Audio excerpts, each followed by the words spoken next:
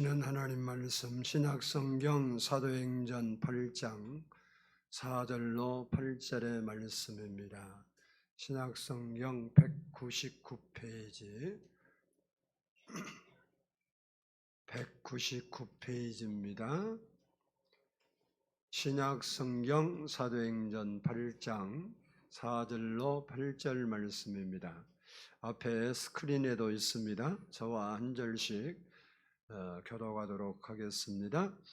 그 흩어진 사람들이 두루 다니며 복음의 말씀을 전할세. 빌립이 사마리아 성을 내려가 그리스도를 백성에게 전파하니 무리가 빌립의 말도 듣고 행하는 표적도 보고 한 마음으로 그가 하는 말을 따르더라. 많은 사람에게 붙었던 더러운 귀신들이 크게 소리를 지르며 나가고 또 많은 중풍 병자와 곧 걷는 사람이 나으니 그 성에 큰 기쁨이 있더라. 아멘. 아멘. 드리겠습니다. 사랑의 아버지 하나님 감사합니다.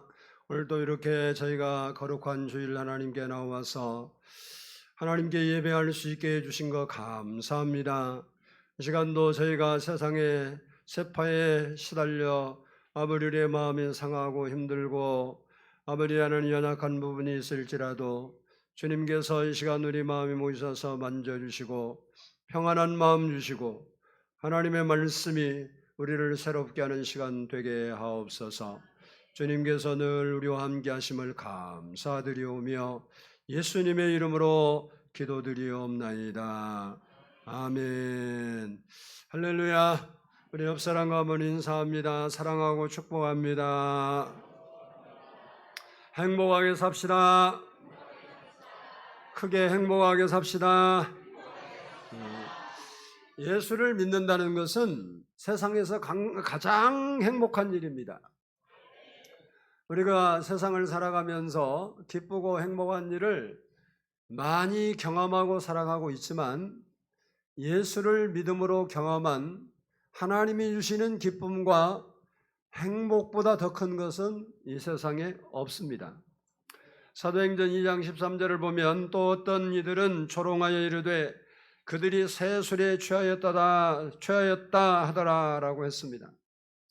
제자들이 어느 때는 근심 걱정에 매여서 잠 못 이루고 힘들어할 때도 많이 있었습니다.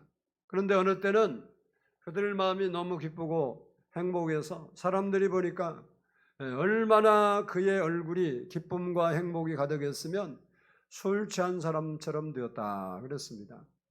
다시 말하면 사람들이 제자들을 보니까 술에 취해서 기쁨이 넘치고 행복이 넘쳐서 세상에 근심 걱정도 없는 사람처럼 그런 모습이 보여지는 거예요. 그런데 자기들은 술을 먹으면 혀가 꼬여서 말이 잘 안 나오고 다리가 후들거려서 갈지자를 걷고 이러는데 저 사람들 보니까 그래야 되는데 얼굴을 보니까 그래야 되는데 그렇지를 않은 거예요. 정상적으로 걷지 말도 정확하게 하고 복음을 정확히 전하지. 그래서 야 이것은 우리가 먹는 술이 아닌 건데 그럼 뭘까? 그래서 그들이 만들어낸 용어가 새술입니다. 여러분도 새술을 잡수시기 바랍니다. 가서 이상한 거 먹으면 새술 아니야. 성령의 그 새술이 뭐냐 그랬더니 나중에 제자들을 훑어보니까 성령의 충만을 받은 게 새술이었어요. 그랬더니 얼굴이 그냥 불그스름하고 기분이 그냥 째지고 행복하더라는 거예요. 이처럼 우리가 예수를 믿으면 기쁨과 행복을 선물로 받습니다. 그러므로 예수 믿는 사람은 사실 알고 보면 행복한 사람들이에요. 근데 여러분이 지금 목사님 떠들지 마세요. 나는 지금 죽기 일보 직전입니다. 이것은요 틀린 건 아니에요. 맞는 말인데 그 마음에 근심, 의심, 불신, 염려를 버리고 예수님을 모셔드리면 다시 회복될 줄로 믿습니다. 그래서 사실 알고 보면 예수 믿는 사람은 참 행복한 사람이에요. 할렐루야. 믿습니까? 따라서 합시다. 나는 참 행복한 사람이다. 안 행복한 사람일수록 크게 해야 되는 거예요. 그래 행복이 오지. 사람이 입으로 고백한 대로 되는 거예요. 마음으로 믿어 의에 이르고 입으로 신하여 구원에 이르느니라 그랬어요. 여러분이 행복하지 않으면 나는 불행해 그러면 불행이 가면 갈수록 더 쌓이는 거예요. 근데 나는 행복해, 나는 감사해, 나는 기뻐라고 여러분이 자꾸 믿음의 고백을 하면 그 믿음을 보시고 하나님께서 그 마음에 기쁨을 심어주시고 감사를 심어주시고 행복을 심어주시는 거예요. 아멘이요. 맞아요. 사실입니다. 확실합니다. 아멘. 우리는 누구라고? 행복한 사람이에요. 저는요, 제가 족저근막염이 걸려서 한 이제 열흘 됐는데 발을 못 디뎠어요. 그래도 제가 하나님께 그랬어요. 하나님, 내가 하나님을 믿어서 너무 감사합니다. 제가 되게 아프거든요. 뭐 어떻게 하겠습니까? 불쌍히 여겨주세요. 한 이틀 못 걸었어요. 뭐 병원 제가 인터넷 쳐보니까 아픈 거 보니까 내가 병원 가본 게 아니고 인터넷 보니까 내 아픈 부위가 딱 인터넷에 딱 뜨더라고. 뜨고 그게 무슨 병이라는 것도 알고 어떻게 치료해야 되는지도 다 나오더라고. 그래서 최소한 6개월에서 1년은 치료를 해야 낫는다. 그렇게 써 있더라고. 하나님, 나는 1년을 못 기다리니까 알아서 해주세요. 그리고 한 이틀 있으니까 좀 괜찮아지더라고요. 그래서 하나님이 참 나는 좋습니다. 하나님 때문에 행복합니다. 그렇게 고백을 했어요. 그때 오늘 아침에 어떤 집사님 일부 예배 끝나고 사무실 가니 목사님 괜찮아요? 괜찮은데? 진짜요? 왜 그래 그랬더니 자기 환자 중에 한 분이 있는데 아주 건강한 분인데 자기 병원에 왔는데 건강한 분인데 갑자기 얼굴이 막 획죽해졌더래요. 오랜만에 왔는데 왜 그러니까 나 같은 병에 걸려서 지금도 상당히 됐는데 안 고쳐져 갖고 그냥 아무 일상을 아무것도 못 한대요. 나 공차고 왔는데 그랬더니 진짜요? 이래. 가짜 아닌데? 저는요 하나님이 참 좋아요. 하나님이 뭐 많이 준 것 같아서 그런 게 아니라 내가 의지하고 힘든 일이 있고 불편한 일이 있고 어려운 일이 있으면 하나님께 기도하면 하나님의 은혜를 주시니까 참 좋아요. 그럼 믿음을 가진 사람들이 또 저한테 기도를 해달라고 하고 기도하면 나는 아무 믿음도 없는데 그 사람들 자기 믿음으로 또 괜찮아졌다고 하는 거 보면 너무 감사해요. 여러분 예수 믿는 것이 행복한 줄을 알고 믿어야 되는 거예요. 목사님 나도 그러고 싶은데 환경이 환경인지라 그러지 말고 우리가 환경 따지지 말고 행복하게 예수 믿읍시다. 우리가 누리는 기쁨과 행복을 나만 가지고 있으면 안 되는 거고 다른 사람에게 나누어줘야 됩니다. 예수 믿지 않는 사람에게 복음을 전한다는 것은 세상에서 가장 보람되고 가치 있는 일이에요. 뭐라고? 세상에서 여러분 사람들이 보람된 일을 하려고 국가를 위해서 목숨도 버리잖아요. 어떤 사람은. 근데 우리가 세상을 살면서 알고 보면 가장 보람된 일이 예수 믿지 않는 사람에게 내가 믿는 예수를 전해주는 것이 가장 보람있고 가치 있는 일이라 그 소리예요. 복음을 깨닫지 못한 사람들은 그 말을 이해를 못하겠지만 알고 보면 진짜 맞는 이야기입니다. 전도는 영원히 멸망당할 사람을 살리는 겁니다. 영원히 지옥에서 고통받아야 할 사람을 영원한 기쁨과 행복이 있는 영원한 하나님의 나라로 인도하는 것이 전도예요. 그래서 우리가 복음을 전하면 하나님께 기쁨이고 복음을 받는 그 사람에게도 기쁨이고 그 변화된 모습을 보는 모든 사람에게 기쁨이 되는 것이 전도입니다. 그러나 이렇게 복음을 전하는 현장에는 항상 기쁨만 있는 것이 아닙니다. 때로는 박해와 고난이 뒤따르기도 한다는 겁니다. 그 사실을 오늘 본문이 우리에게 생생하게 증언하고 있습니다. 본문 1절 말씀을 보면 사울은 그가 죽임당함을 마땅히 여기더라. 그날에 예루살렘에 있는 교회가 큰 박해가 있어 사도 외에는 다 유대와 사마리아 모든 땅으로 흩어지니라 라고 했습니다. 초대교회 집사님 가운데 한 사람이었던 스데반 집사님이 성령 충만을 받고 복음을 전하다가 유대인들에게 돌에 맞아 죽은 순교 사건이 있고 난 후에 예루살렘 교회는 큰 박해가 시작되었습니다. 예루살렘 교회는 스데반이 이렇게 젊은 나이에 죽어버린 그 충격과 슬픔이 채 가시기도 전에 그들을 박해하는 그 박해의 물결이 쓰나미처럼 몰려온 겁니다.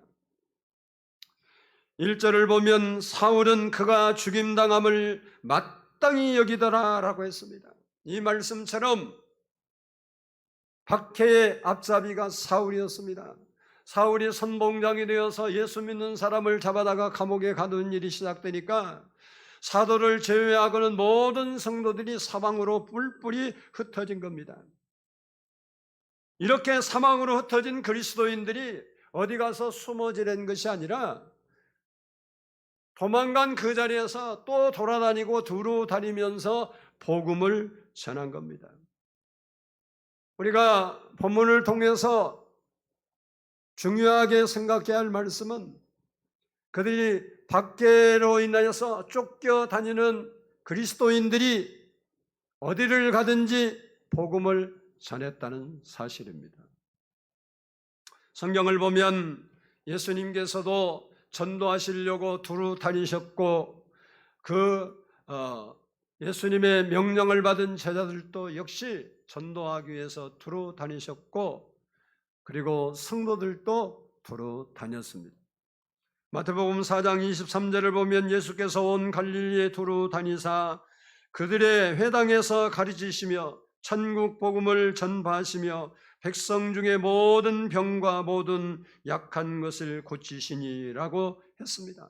예수님께서 이처럼 온 갈릴리를 두루 다니면서 복음을 전했다라고 했습니다. 그리고 누가복음 9장 6절을 보면 제자들이 나아가 각 마을에 두루 다니며 곳곳에 복음을 전하며 병을 고치더라. 제자들도 역시 예수님처럼 여러 곳을 돌아다니면서 병을 고치고 복음을 전했습니다. 뿐만 아니라 오늘 본문 4절을 보면 그 흩어진 사람들, 이 사람들은 사도들이 아닌 평신도들이었습니다. 흩어진 사람들이 두루 다니며 복음의 말씀을 전할세라고 했습니다. 역시 평신도들도 두루 다니면서 복음을 전했다라는 말입니다. 오늘 본문 말씀은 흩어진 사람들이 두루 다니며 복음을 전하고 있었는데 그 중에 빌립이라는 집사님이 사마리아 성 가서 전한 복음의 증언이 오늘 본문의 말씀입니다. 오늘 본문 말씀을 좀 더 자세히 살펴보도록 하겠습니다. 한번 따라서 하겠습니다. 두루 다니면서 복음을 전했다. 우리 본문 4절과 5절을 보겠습니다. 본문 4절과 5절 말씀 시작. 그 흩어진 사람들이 두루 다니며 복음의 말씀을 전할세 빌립이 사마리아 성에 내려가 그리스도를 백성에게 전파하니. 아멘. 아멘. 스데반 순교 사건 이후 예루살렘 교회에 불어닥친 박해로 인해서 사도를 제외하고 모든 성도들이 사방으로 다 흩어졌습니다. 그런데 그들은 박해를 피해 도망가면서 세간살이 다 정리해가고 간 게 아니에요. 그런데 그들이 복음은 확실히 챙겨가지고 나가서 어디를 가든지 다른 사람에게 복음을 나눠줬다라는 말씀입니다. 사도행전 11장 19절 말씀을 보면 그때 스데반 일로 일어난 환란으로 말미암아 흩어진 사람들이 베니게와 구브로와 안디옥까지 이르러 유대인에게만 말씀을 전하는데 라고 했습니다. 흩어진 사람들이 처음에는 유대인에게만 전했습니다. 그 다음에 좀 더 시간이 흘러서 헬라인에게도 전했습니다. 그리고 더 시간이 흐르면서 이방인에게도 복음을 전했어요. 이래서 세워진 교회가 평신도들이 전도해서 세운 교회가 안디옥 교회입니다. 이처럼 초대 그리스도인들은 박해를 받으면서도 복음 전하는 것을 쉬지 않았다라는 사실입니다. 그리고 오늘 본문 5절을 보면 빌립 집사가 사마리아 성에 가서 복음을 전하게 됩니다. 사마리아 성이 어떤 성인가? 사마리아는 북쪽 이스라엘의 수도입니다. 서울과 같은 곳이죠. 근데 아수르에 의해서 멸망을 당한 겁니다. 당시 아수르는 이 점령한 나라의 정책을 어떤 정책을 썼냐? 혼혈 민족을 만드는 정책을 썼습니다.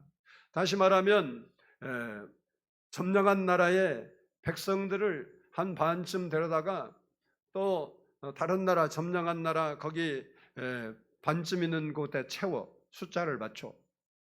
그리고 또 다른 나라에 점령한 사람들 반쯤 남녀를 끌어다가 또 사마리아 성에다 또 인구를 맞춰서 살수록 있도록 했어. 이런 이주 정책을 씀으로써 그들이 서로 결혼하지 않고 살 수 없는 분위기와 환경을 만들어 버린 거예요. 그래서 그들이 이 민족성을 말살하려고 하는 이런 정책을 썼던 겁니다. 그래서 사마리아 사람들은 이방인들과 뭐 자연스럽게 결혼하고 함께 살다 보니까 이제 혈통적으로 순수한 혈통을 지닌 사람이 없게 된 겁니다.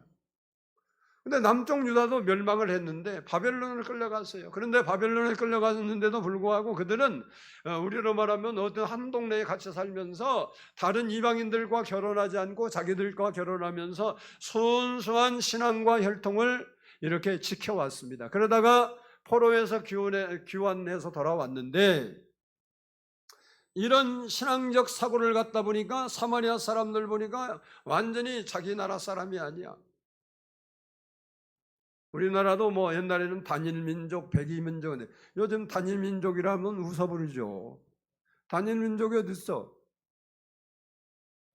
이제 몇 대가 흘러내려가서 혼혈 나라 됐죠. 미국이나 우리나라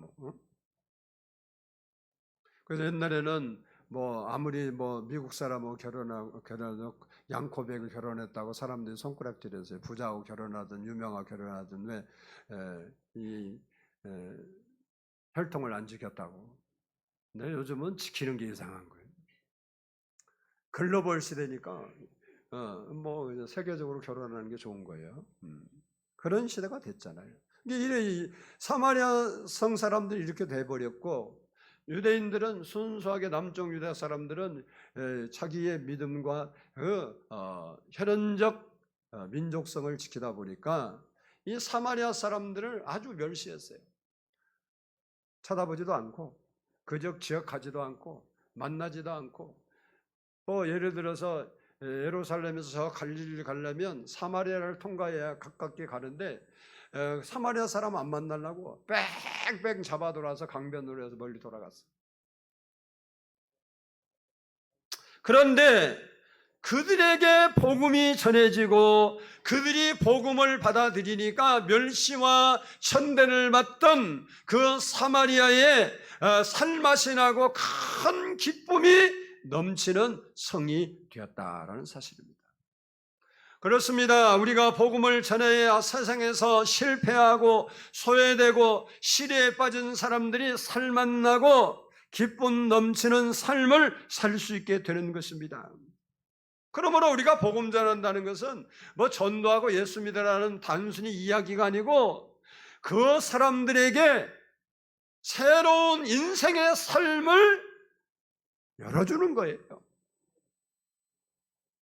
소외되고 시리에 빠지고 실망하고 한 사람들에게 그들에게 길을 열어주는 거라고. 길을 열어주는 거예요.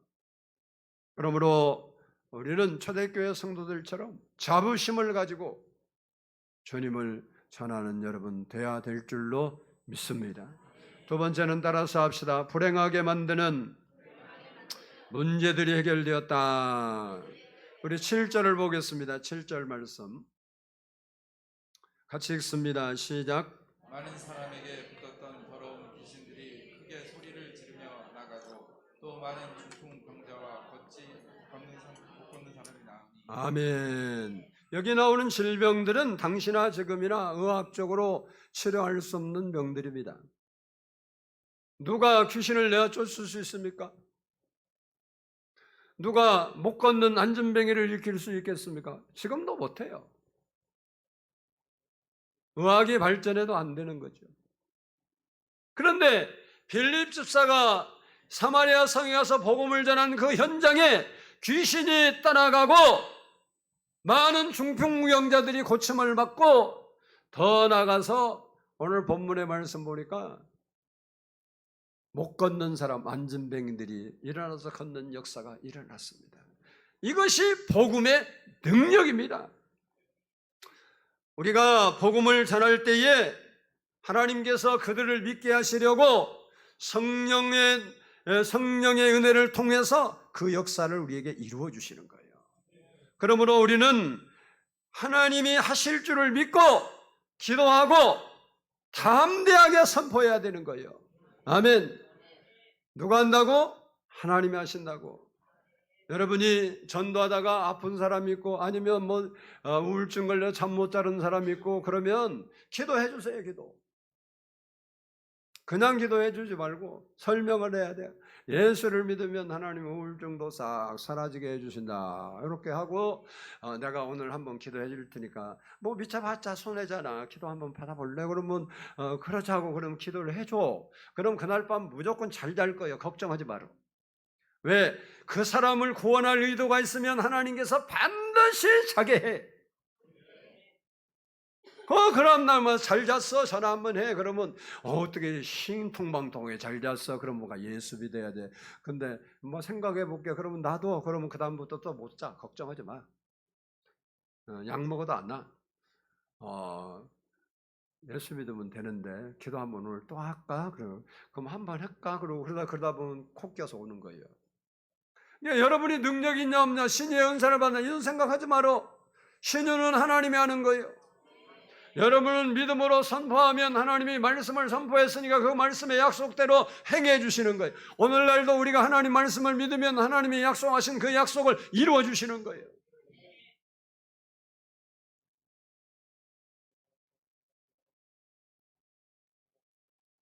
사마리아 성에 복음이 들어가면서 세 가지 해방의 역사가 일어났습니다. 첫 번째는 더러운 귀신이 쫓겨나는 영적 해방이 일어났습니다. 사단은요, 귀신은 잘 들어보세요. 귀신은 우리 마음속에 뭘 심냐? 미움과 불신을 심어요. 뭘 심는다고? 미움과 불신을 심어. 그래서 가까운 사람도 불신을 심어서 헤어지게 만들고, 척지게 만들고, 부부지간으로 싸우게 만들고, 미움을 심고 불신을 심어. 그리고 음란과 탐욕을 심고 시기와 질투를 심고 원망과 불평을 심고 거짓과 폭력을 심어요. 그리고 근심과 걱정을 우리 마음에 귀신이 심어줘요. 그리고 거기에 사로잡혀 살게 합니다. 이게 사람들 보면요, 불행하고 기쁨이 없이 사는 사람들은 제가 열간 그 외에도 많지만 그 중에 뭔가 하나에 사로잡혀 갖고 어떤 사람은 근심에 사로잡히고 어떤 사람은 미움에 사로잡히고 어떤 사람은 거짓에 사로잡히고 그거에 마음을 꽉 잡고 있으니까 이 사람이 헤어날 길이 없어. 인간적으로 보면 그 사람의 미움, 환경이 그랬으니까 미움이 붙잡고 있는 거고, 환경이 그랬으니까 원망이 붙잡고 있는, 이렇게 생각하는데 그 뒤에 사단이가 그를 딱 잡고 있는 거예요. 그 사단을 물리칠 수 있는 분은 오직 예수 그리스도밖에 없어요. 복음이 뭐냐? 복음이 예수 그리스도를 받아들이는 것이 복음입니다. 그래서 사람의 마음속에 복음이 들어가면 귀신이 물러가는 거예요. 여러분도 돌아보면 옛날에 그런 거에 사로잡혔는데 교회 다니다 오는데 보니까 그 미움이 사라지고 시기가 사라지고 뭐 이런 거 여러분이 느끼고 그래서 마음에 평안을 얻고 그런 걸 경험할 수 있는 거 아니에요. 그게 뭐예요? 영적 해방 운동이 일어나는 거예요. 뭐예요? 눈에 보이든 안 보이든 여러분을 사로잡았던 그 사단의 영이 사라지는 거라고. 둘째는 육체 해방의 운동이 일어났습니다. 중풍병자나 안진뱅이들이 걷는 육체 해방 역사가 일어난 거예요. 예수님은 우리의 병을 고쳐주시려고 친히 채찍에 맞으신 분입니다. 베드로전서 2장 24절을 보면 친히 나무에 달려 그 몸으로 우리 죄를 담당하셨으니 이는 우리로 죄에 대하여 죽고 의에 대하여 살게 하려 하심이라. 그가 채찍에 맞음으로 너희는 나음을 얻었나니. 따라서 합시다. 그가 채찍에 맞음으로 너희는 나음을 얻었나니.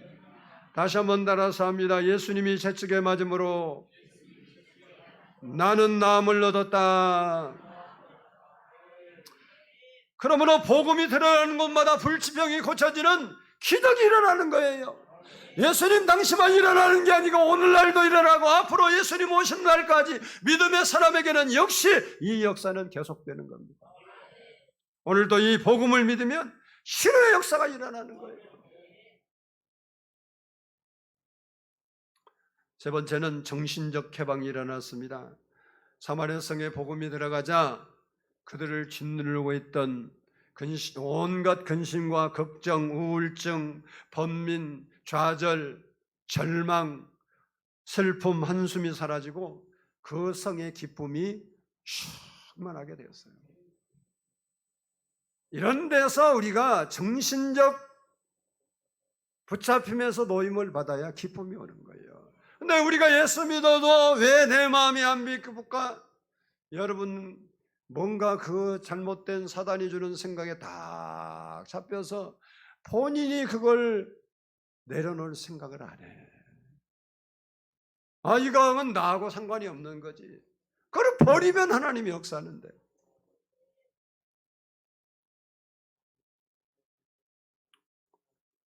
그렇습니다. 복음이 들어가면 마음의 평안을 얻습니다. 여러분 예수님 정말로 보셔도 마음의 평안하고 미래에 대한 희망이 생기고 삶의 용기와 담대함을 얻게 되는 겁니다. 우리가 복음을 전하면 나 때문에 상대방이 귀신으로부터 해방되고 육신의 치료와 마음의 회복이 일어나는 엄청난 선물을 제공하는 거예요. 여러분이 복음 전하는 것은 단순히 예수 믿으라는 말을 하는 게 아니요. 그 사람이 영육간의 모든 문제를 해결할 수 있는 선물을 그에게 안겨주는 거예요. 그들이 아직 몰랐을 뿐이에요. 몰랐을 뿐인데 사실이 맞아. 그러므로 우리는 이 선물을 두루 다니며 열심히 나눠줘야 돼. 아멘을 그렇게 적게 해서 어떻게 나눠주겠죠? 여러분이 만난 하나님만 설명해. 아까 제가 그런 얘기 했잖아요. 제 아픈 얘기 했는데 그분이 그러더라고. 그분이 그 사람을 보고 그런 사람도 여러 명 있대. 그래갖고 자기가 기도받고 많이 난 경험을 많이 했거든요. 그러니까 자기가 말이 200까지 나오는데 말을 못했대. 아니 그때 해. 누가 책임지래. 교회 나오면 된다고 그래요. 여러분이 책임져, 내가 책임져, 하나님이 책임져. 그 사람 구원하려면 하나님 무조건 역사해. 아직 때 안 됐으면 역사 안 할 수도 있지만 하나님이 구원할 의도가 있으면 병에 무슨 상관이 있어? 꼭 대야 연예인 중에 유명한 자는 잘 모르는데 유열이라는 분이 그렇게 건강했는데 죽었다는 소문도 났었다며요. 근데 예수 믿고 전도사님 되셨다더만. 폐섬유증, 폐가 굳어가는 염증성에 그거 걸려갖고 죽었다 소문을 나는데, 근데 그 화면 뉴스에 보여주니까 얼굴이 빼짝 말랐더라고. 근데 어쨌든 교회 예수 믿고 기도해갖고 회복이 됐네. 폐이식들도 받기는 받았다 그러는데, 그래갖고 자기가 이제 전도사가 됐대요, 어느 교회에. 꼭 아파서 그렇게 주님 찾으면 되겠어? 건강할 때 찾으면 좋겠어? 나는 건강하니까 아플 때까지 기다리자 그러지 말고 건강할 때 잘 믿읍시다. 건강하다 가는 것이 복이지. 아파갖고 무슨 하나님이 기적 베풀어서 죽을 병에 살았다 그게 무슨 자랑거리야. 나는 안 아프고 잘 살았다 그게 복이지. 할렐루야. 저는 우리 김정숙 권사님 보면서 그래요. 나도 저 나이에 저렇게 건강하게 살았는데 90이 넘었는데 약을 하나도 안 먹어요. 하나님은 육체의 질병도 치료하시는 분이에요. 저분이요, 화요일 날이요? 저한테 전화한 게 화요일 날? 수요일 날 아침에 전화가 급하게 왔어요. 목사님, 머리가 흔들리고 어지러워서 일어날 수도 없고 전화할 수도 없대요. 기도해달라고 전화 왔더라고. 그렇게 자기가 어지러워 그래서 기도해 드렸는데 한숨 자고 일어나세요. 괜찮을 거예요. 그러는데 그래서 한 2시간 있다가 내가 전화했어요. 권사님, 그러니까 그때 이제 깨서 전화 받은 거예요. 괜찮네 그러더라고. 근데 그 저녁에 수요예배에 나오셨어. 근데 수요예배에 항상 나오시는 분인데 소정석 집사님이 원래 우리 소집사님 연세가 많으시니까 우리 김정숙 권사님이 보호자인데 그날은 교회 간다니까 안 돼요 그리고 그래도 갈 거요 그랬더니 내가 보호자로 따라가야 그러고 따라와서 수요예배 나오셨어요. 근데 금요일날 안 따라 나왔더라고. 지금까지 멀쩡하잖아요. 나는 저분 보면 믿음이 어떻게 저렇게 좋을까.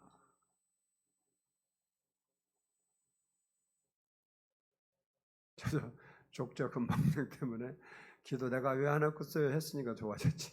했는데도 계속 아프더라고. 아파도 믿으면 하나님 할 줄 믿으면 그냥 좀 아파도 참아야지 어떻게. 며칠 참고 나니까 괜찮아지더만. 하나님은 어제나 오늘이나 영원토록 변함없이 우리를 사랑해 주시는 분이에요. 우리가 복음 전하면 우리 때문에 사람들이 영적으로, 정신적으로, 육체적으로 고통받는 데서 벗어나고 기쁨과 살맛 나는 세상을 살 수 있게 되는 거예요. 우리도 그렇게 돼야 되는 거예요. 아멘. 마지막으로 따라서 합시다. 삶의 변화가 일어났다. 8절을 한번 보겠습니다. 8절 시작. 그 성에 큰 기쁨이 있더라. 아멘. 빌립이 전한 복음을 듣고 사마리아 성 사람들이 예수를 믿게 되니까 불행과 슬픔을 줬던 귀신이 그들에게서 떠나가고 그리고 육체가 치료되고 그리고 마음에 평안이 딱 오게 되니까 그런 것들이 사라져봤던 것이 떠나니까 그 성에 기쁨이 충만했다. 그렇게 말하고 있습니다. 그렇습니다. 예수님이 우리 마음에 오시면 기쁨이 넘치는 삶으로 변화되는 거예요. 예수님이 진짜 우리 마음에 오시면 여러분이 인격적으로 정말 모셔서 그 예수님이 여러분에게 임재하는 것을 느끼게 되면 기쁨이 상상을 못하게 오는 거예요. 우리 집사님이 어느 분이 병원에 입원했을 때 기도해 줬는데 기도했더니 그분이 그러더라고. 예수님이 들어오시네요. 그분 믿음도 없었어. 구원의 확신도 없는데 갑자기 그러더니 그날부터 변화되고 입이 이렇게 째지더니 밤새워서 성경을 읽어요. 맨날 며칠. 근데 안 보이던 눈이 잘 보이던데 성경이 있다고 하니까. 그래 그거 조심하세요. 그렇게 근데 와서 바둑 두고 막 그래서 집사님 그러면 그거 없어지는데 내가 그런데도 안 믿더라고. 그러더니 지금은 안 돼. 그러니까 지금은 여러분이나 비슷하게 예수님 무슨 기쁨이야. 나도 옛날에 그런 것 같았는데 아니야. 이래. 이게 잘못된 거예요. 회개를 해야 되는 거예요. 왜 그 은혜를 우리가 회복하고 하나님은 행복하고 기쁘게 살아라 그러는데 나는 내 생각에 갇혀서 하나님 우리를 자유를 주시려고 왔어요. 진리가 너희를 자유케 하리라.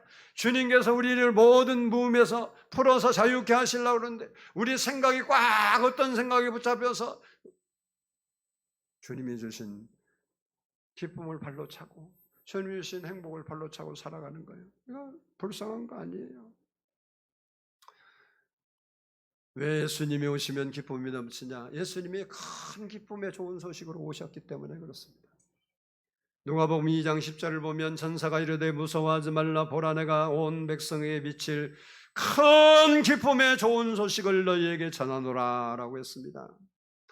큰 기쁨의 소식이신 예수님을 받아들이면 누구든지 기쁨을 누리며 살게 되는 것입니다. 최희범 교수님이 계시는데 이분이 청년 때 결핵에 걸렸어요. 폐결핵 말하는 거예요. 결핵. 그래서 병원에 입원했는데 당시만 해도 옛날 얘기예요. 오래전 얘기니요. 결핵의 의학으로 치료할 수 없는 절망적인 상황이었습니다. 그런데다가 사람들이 냉대하기 시작하니까 고민하다가 자살하려고 여러 번을 생각했대. 제가 결핵이 무서운 건요. 제 막내 동생이지, 세 번째. 동생이 어렸을 때 폐결핵에 3기, 그래서 예수병원에 갔는데 시골에서 매지간이 아프면 뭐 데려가겠어요? 안 가고 기침하고 그런가 보다. 근데 너무 심하니까 어쩔 수 없이 병원에 그때는 2시간 타야 가는데 전주 예수병원에 갔는데 예수병원에서 딱 보더니 받지도 않아서 이거 일주일 안에 죽으니까 데려가라고 약도 안 줘주고 그냥. 근데 뭐 어떤 청년을 알고 있었는데 길 가다가 그러고 이제 나와다가 길 가다가 그 청년을 만난 거예요. 그 청년이 어떻게 이렇게 오셨냐 그랬더니 집사 때니까 집사님 이렇게 그냥 이야기하다 보니까 자기가 신유 사역자를 알고 있는데 거기 가서 기도 한번 받아보면 어쩌냐고. 그래서 그 집에 갔는데 그 기도하는 여자분인데 그분이 딱 보더니 저 초등학교 때니까 보더니 들어오지도 못하게 하더래. 거기다 눕혀놓으라고. 그런데 우리 아버지가 거기다 놓고 마루 있잖아요. 툇마루에서 다 기도를 하니까 기도하는 모습을 보고 데려오라고 그러더래. 그래서 팝싹 안고 기도를 해준 거예요. 이 신유사학자가. 그리고 괜찮아졌어요. 지금도 멀쩡하게 애기 낳고 잘 살아요. 병원 2군데 갔는데 2군데다 다 똑같이. 근데 예수병원이 그때는 서울대학병원보다 더 좋았어요. 의료기기도 좋고 또 의사들도 미국 의사들이 있어서 더 좋았어요. 당시는 지금 말고 지금은 병원밖에 안 되지만 그때는 그랬다고.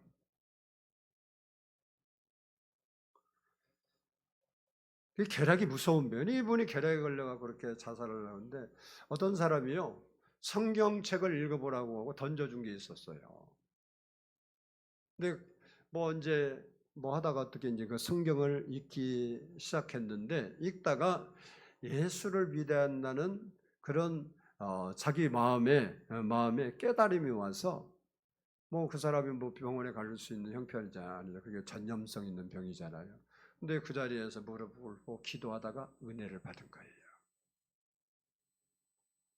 은혜를 받으니까 이 사람 계속 이제 기도하니까 이상하게도 병이 점점 나아지더래요. 그래서 나아져서 이분이 이제 내가 이제 건강해지면 좋은 일을 해야겠구나 이런 생각을 하다가 목사가 되자. 이제 이렇게 자기가 성경 읽다가 예수 믿고 그리고 이제 병을 고침을 받았으니까. 누가 뭐 신유 사역자가 기도해 준 것도 아니고 본인이 그랬으니까 목사가 되자 그래서 신학을 했어요. 그리고 마침내 서울신학대학 총장까지 지냈습니다. 이처럼 한 사람이 전해준 복음이 한 사람의 인생을 송두리째 바꿔버리는 놀라운 변화가 역사가 일어난 사실입니다. 우리가 전하는 복음으로 죽을 사람이 살고 절망과 실패에 빠진 사람이 희망과 기쁨이 넘치는 삶으로 변화되는 것입니다. 사마리아 성에 복음이 들어갔을 때 귀신도 물러가고 질병도 물러가고 근심과 번민도 사라졌던 것처럼 우리 마음속에 복음의 능력이 폭발하면 귀신이 사라지고 질병과 근심과 고난이 사라지고 기쁨이 오는 거예요. 우리가 먼저 내 마음에 예수 그리스도를 모셔드려서 우리 안에 있는 모든 나쁜 것이 다 나가고 기쁨이 충만해야 돼요. 그리고 더 나아가서 우리가 그 기쁨으로 세상에 나가서 믿지 않는 사람들에게 당신도 예수를 믿에 소망이 있고 그리고 영원한 멸망에서 건짐을 받고 살맛나는 인생, 기쁜 인생, 행복한 인생 살 수 있다고 전하는 우리가 돼야 된다는 사실입니다. 바라기는 초대교회 성도들이 박해 현장에 있음에도 불구하고 두루 다니며 열심히 복음을 전했던 것처럼 우리도 우리가 살아가는 삶의 현장에서 열심히 주의 이름을 전도하고 증거하는 우리 성도들이 되기를 축복합니다. 기도하겠습니다.